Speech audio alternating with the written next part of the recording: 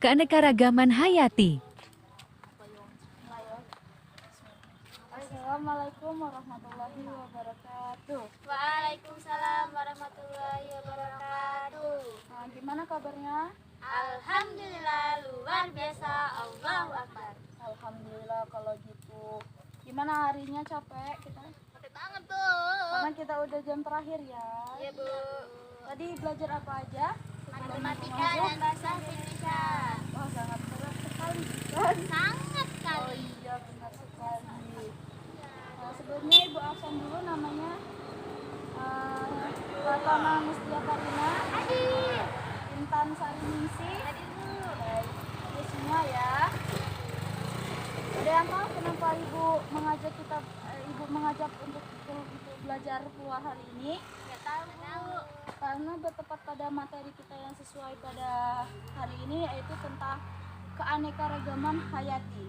Sebelum Ibu jelaskan, ada yang tahu keanekaragaman itu apa? Tahu, Bu. Apa? Keanekaragaman itu melukiskan keadaan yang bermacam-macam terhadap suatu benda, mulai dari bentuk, warna, kemudian tekstur dan jumlahnya. Benar sekali. Terus kalau untuk hayati ada yang tahu? Ya, Bu. Ya, apa? Yaitu sesuatu yang hidup. Benar sekali. Jika kita gabungkan kedua pengertian telah kalian sebutkan tadi, yaitu keanekaragaman hayati adalah keberadaan makhluk hidup yang bisa terjadi akibat adanya perbedaan-perbedaan melalui dari perbedaan bentuk, ukuran, warna, jumlah, penampilan, dan juga sifat, atau juga bisa disebut sebagai biodiversitas. Biodiversitas adalah suatu tingkat yang ada di dalam bumi, dan hal ini menjadi patokan atau ukuran dalam penentuan suatu kesehatan bumi. Dari sini ada yang ingin ditanyakan? Tidak ada, Bu. Nah, baiklah, kita akan memasuki yang kedua, yaitu tingkat keanekaragaman hayati. Tingkat keanekaragaman hayati terjadi dengan tingkatan melalui dari organisme yang paling kecil atau yang paling rendah hingga ke organisme yang paling tinggi. Pada tingkat keanekaragaman hayati ini terdapat tiga, yaitu tingkat gen, tingkat spesies, dan tingkat ekosistem. Baiklah, yang pertama yang kita bahas adalah tingkat gen. Ada yang tahu pada tingkat gen ini seperti apa? Bu, Ya, Intan. tingkat gen itu biasanya disebabkan oleh variasi gen dan struktur gen. Ya, benar sekali. Keanekaragaman tingkat ini disebabkan oleh varian gen dan struktur gen yang ada dalam suatu spesies makhluk hidup. Gen sendiri merupakan faktor pembawa sifat keturunan yang dapat dijumpai dalam kromosom. Setiap susunan gen akan memberikan penampakan baik anatomi maupun fisiologi. Anatomi itu adalah di dalam tubuhnya, sedangkan adalah fisiologi adalah fisik pada setiap organisme hidup. Ada yang sebelumnya, ini ada contoh dari keanekaragaman hayati tingkat gen. Ada yang tahu? Padi, Bu. Ya, pada padi. Ya, padi dan kucing. Padi itu pada tingkatan tumbuhannya, sedangkan kalau kucing itu pada tingkat keanekaragaman hayati tingkat gen itu pada hewannya. Kalau pada padi, varietasnya ada padi rojo lele, padi cihereng, ciliwing, dan lain-lainnya. Dan juga ada contohnya, yaitu adalah mangga, ada mangga arum manis, mangga mana lagi, mangga golek, dan lain sebagainya. Sedangkan pada hewannya, yaitu ada anjing, kucing, dan sapi. Seterusnya kita akan membahas, yaitu adalah tingkat spesies. Keanekaragaman adalah salah satu yang ditemukan pada komunitas atau kelompok berbagai spesies makhluk hidup pada genus dan famili yang sama di suatu tempat. Contohnya yaitu pada tempat hutan. Ada yang tahu contoh keanekaragaman hayati tingkat spesies? Ya, Bu. Ya, ada apa? Contohnya yang pada tumbuhan itu ada dua, tingkat genus dan tingkat famili. tingkat genus yaitu seperti jeruk nipis. Ya, lanjutkan. Kalau tingkat famili seperti padi, jagung dan sebagainya. Ya, benar sekali. Itu yang disebutkan Platona itu tadi adalah contoh keanekaragaman hayati spesies di tinggi tumbuhan. Sedangkan kalau yang ibu sebutkan ini adalah contoh keanekaragaman hayati tingkat spesies pada hewan, yaitu tingkat genusnya sebagai Felis atau genus Bos. Yang kedua yaitu tingkat famili juga jadi famili Boviae dan Boviae pada sapi. Selanjutnya yaitu ibu akan bahas tentang tingkat ekosistem. Keanekaragaman ini terjadi akibat perbedaan letak geografis yang menyebabkan perbedaan iklim dan berpengaruh pada perbedaan suhu, curah hujan, intensitas cahayanya, dan lama penyinaran matahari. Terus itu adalah contoh dari keanekaragaman hayati yang ada di ekosistem. Salah satunya yaitu yang kita ada di sini. Apa ini anak-anak? Air. Ya, tahu air. Ini adalah salah satu kayaknya danau buatan. Di sini juga terdapat berbagai macam ekosistem, pasti ada hewan-hewan yang ada di dalamnya, bukan? Iya, Bu. Nah, ini adalah kita di tempat di salah satu di mana kita ekosistem danau. Terus ada lagi contohnya yaitu ada ekosistem lumut, hutan juga ada hutan tropis, padang rumput, gurun, dan pantai. Dari sampai sini ada yang ingin ditanyakan? Tidak ada, Bu. Oke, kalau begitu belum ada ya. Selanjutnya kita akan membahas tentang manfaat keanekaragaman hayati, yaitu ada di bidang pangan dan sandang, di bidang ekologi, di bidang farmasi, dan juga di bidang ilmu pengetahuan. Ada yang tahu di bidang pangan dan sandang itu seperti apa?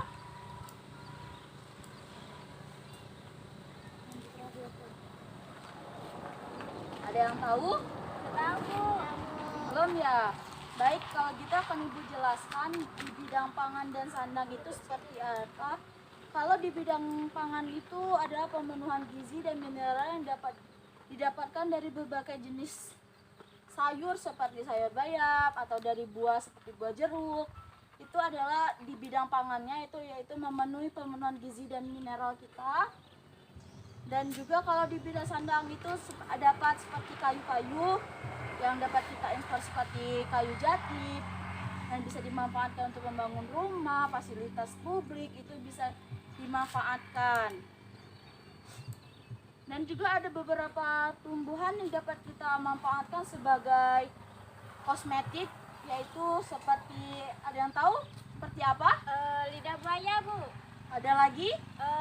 Bunga mawar. Oh iya, benar sekali, lidah buaya, bunga mawar, bunga melati itu bisa dimanfaatkan sebagai alat kosmetik atau penambahan dari alat kosmetik yang sering kalian gunakan.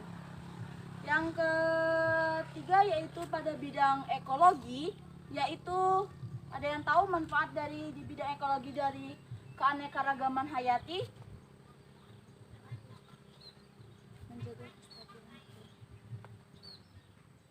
Tidak, Bu.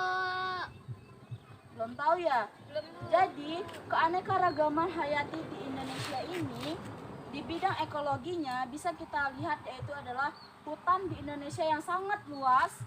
Itu bisa, kita kan di Indonesia disebut juga sebagai paru-paru Dunia. benar sekali, karena di hutan di Indonesia ini disebut oleh negara lain adalah sebagai paru-parunya dunia. Karena kegiatan fotosintesis pada hutan hujan tropis dapat menurunkan kadar karbon dioksida di atmosfer yang berada pada pengurangan pencemaran udara dan pencegahan efek rumah kaca. Dan juga ada juga di bidang ekologi yaitu menjaga kestabilan iklim global, yaitu dengan mempertahankan suhu dan kelembapan udara. Selain itu juga berfungsi untuk menunjang kehidupan manusia. Terus yang keempat yaitu bidang farmasi. Ada yang tahu contoh keanekaragaman hayati di bidang farmasi? Kalau enggak, ayo dibuka bukunya, dibaca yuk. Bentar, Bu. Ya, dibaca dulu ya.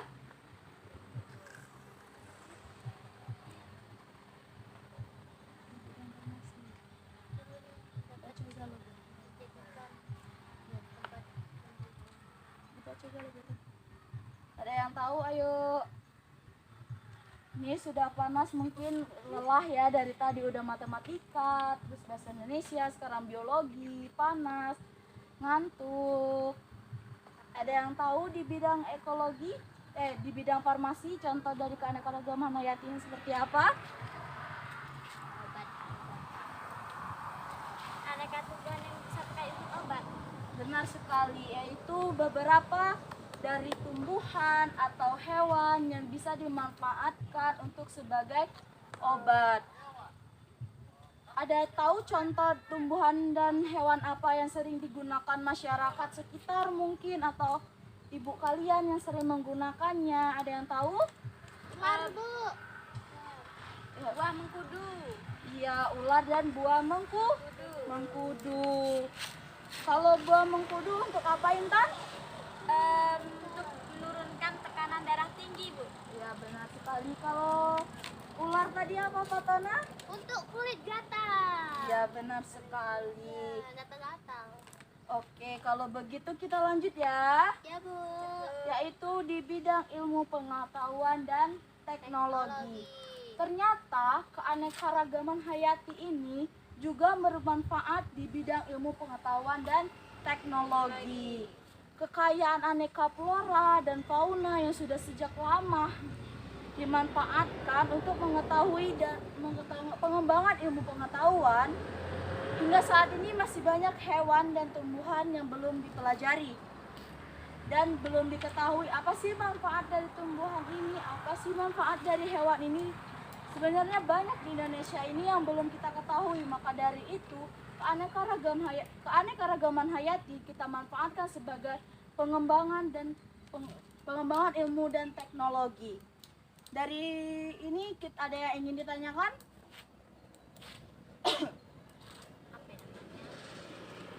Ayo, ada yang mau ditanyakan nggak? Bentar, Bu. Ya, baca-baca dulu, mungkin ada yang ingin ditanyakan.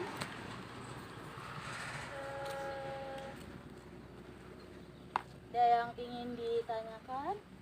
Tidak ada, Bu. Pak Tona, ada yang ingin ditanyakan? Tidak, Bu. Oke, kalau begitu kita lanjut ya. Lanjut.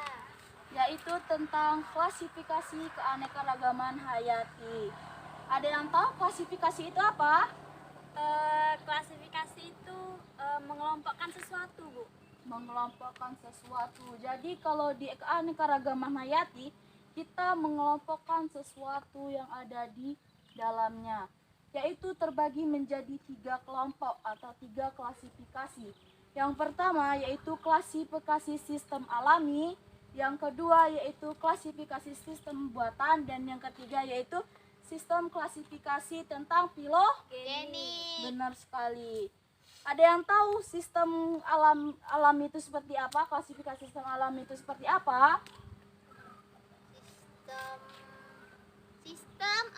Sistem alami dibuat atau diciptakan berdasarkan persamaan dan perbedaan morfologi dari suatu makhluk hidup. Benar sekali, yaitu pengelompokan berdasarkan persamaan dan perbedaan suatu morfologi makhluk hidup. yaitu bisa kita lihat, yaitu klasifikasi hewan. Secara gerah yang bisa kita lihat ada hewan bersayap, bersirip, berkaki 2 maupun berkaki 4. Sedangkan untuk tumbuhannya bisa kita lihat, yaitu tentang pengelompokan monokotil dan Dikotil. berbiji 1 dan berkeping 2. Selanjutnya yaitu klasifikasi yang kedua, yaitu klasifikasi sistem buatan. Klasifikasi keanekaragaman hayati sistem buatan adalah keanekaragaman hayati yang diklasifikasikan dengan memakai satu atau dua ciri makhluk hidup. Oleh karena itu, pada sistem buatan ini biasanya berbentuk atau tersusun sesuatu dengan ciri-ciri dari manusia. Contohnya pada Aristoteles yang mengelompokkan makhluk hidup menjadi dua kelompok berdasarkan kemampuan berpindah dan klorofilnya. Bener banget. Yang ketiga yaitu klasifikasi sistem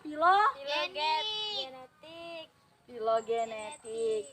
Sistem klasifikasi filogenetik adalah sistem klasifikasi keanekaragaman hayati berdasarkan dari jumlah dekatnya hubungan antara takson satu dengan takson yang lainnya. Udah capek ya. Oleh karena itu, klasifikasi sistem filogenik dapat disusun berdasarkan sifat makhluk hidup yang dapat diamati atau persamaan fenotipnya. Oke, dari klasifikasi keanekaragaman hayati ada yang ingin ditanyakan? Tidak ada, Bu. Nggak ada. Oke, selanjutnya yaitu keanekaragaman hayati di Indonesia. Apa aja sih keanekaragaman hayati di Indonesia? Flora dan fauna. Flora dan fauna. Ada yang mau jelasin apa itu flora? Tidak.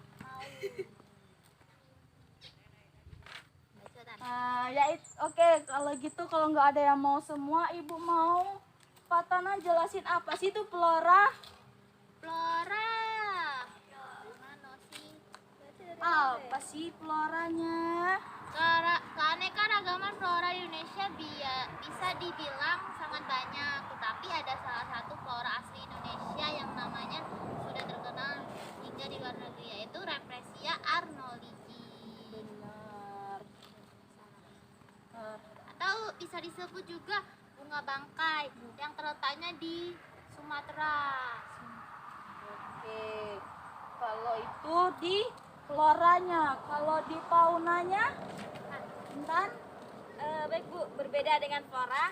Kalau Ya. untuk fauna di Indonesia pada dasarnya dibagi berdasarkan garis Wallace dan Weber. Dari kedua Iya. garis itu, fauna di Indonesia dibagi menjadi 3 wilayah, yaitu Australian, Oriental, dan Peralihan. Benar banget. Kalau di fauna itu dikelompokkan menjadi 3 bagian, yaitu Australian, Oriental, dan Peralihan. Fauna yang ada di Australia berada di daerah Papua dan sekitarnya, berarti daerah paling ujung Indonesia. Salah satu hewan yang termasuk fauna Australia adalah burung cendrawasih. Sedangkan fauna oriental dapat ditemukan pada Pulau Jawa, Bali, Sumatera, dan Kalimantan.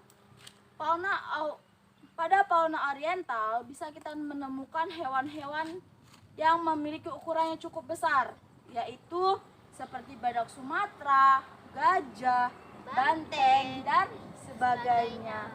Tidak hanya berbadan besar, juga ada hewan seperti burung, yaitu burung elang Jawa, jalak Bali, dan sebagainya. Yang terakhir yaitu fauna peralihan, yang terletaknya berada di pulau tengah kepulauan Indonesia, seperti Kepulauan Nusa Tenggara, Pulau Nusa Tenggara. Adapun hewan atau flora yang ada di bagian tengah Indonesia adalah misalnya rangkok Sulawesi, Malelo, dan Anoa. Dari keanekaragaman hayati yang ada di Indonesia, ada yang ingin ditanyakan? Nggak ada Bu. Nggak ada. Baiklah, kalau begitu kita masuk ke materi yang terakhir, yaitu upaya pelestarian hayati. Ada yang tahu bagaimana cara kita mengupayakan pelestarian hayati di Indonesia? Itu dilakukan dengan beberapa cara, namun ada 2 metode yang kerap digunakan, yaitu metode in situ dan metode ex situ. Oke, ada 2 metode, yaitu in situ dan ex situ. Baiklah, kita akan membahas yang pertama yaitu metode in situ, yaitu metode sebuah upaya pelestarian keanekaragaman hayati yang mana langsung dilakukan pada tempat atau flora yang berada. Berarti dia itu langsung di kawasan aslinya. Ya.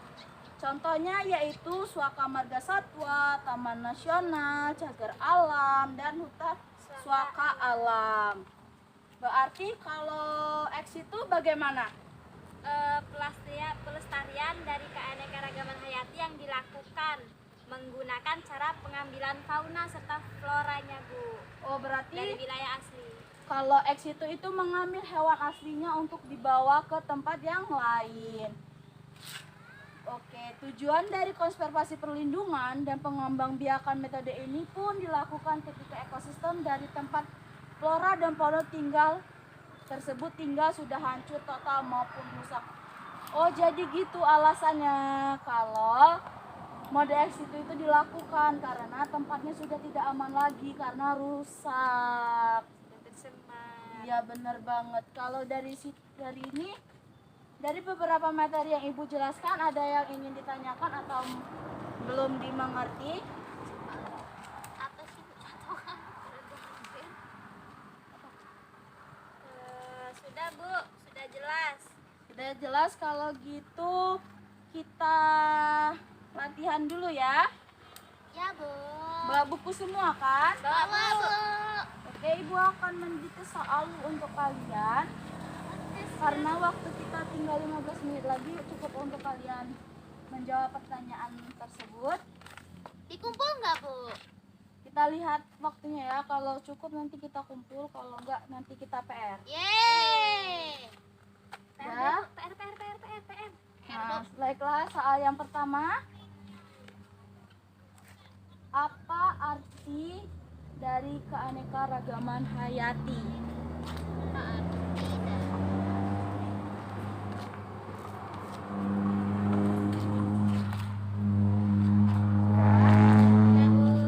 Yang kedua yaitu keanekaragaman hayati ada berapa?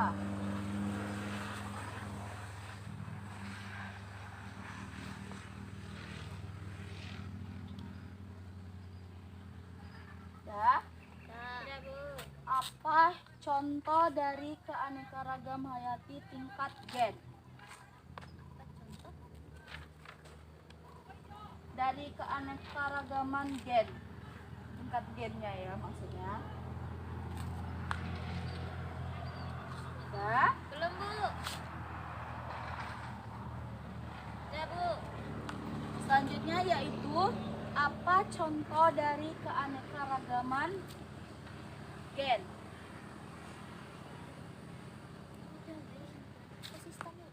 Oh, sudah ya? Maaf kalau gitu. Yaitu apa contoh dari keanekaragaman ekosistem? Udah? Sudah, Bu. Gimana? Mau dikerjakan sekarang atau kerjaan rumah? PR Bu. PR ya. Oke, kalau begitu PR-nya jangan lupa dikumpulkan minggu depan karena waktunya udah lewat juga. Mohon maaf kalau Ibu ada salah-salah kata. Kepada Allah saya mohon ampun. Ibu akhiri, wassalamualaikum warahmatullahi wabarakatuh. Waalaikumsalam warahmatullahi wabarakatuh. Terima kasih ya. Iya Bu.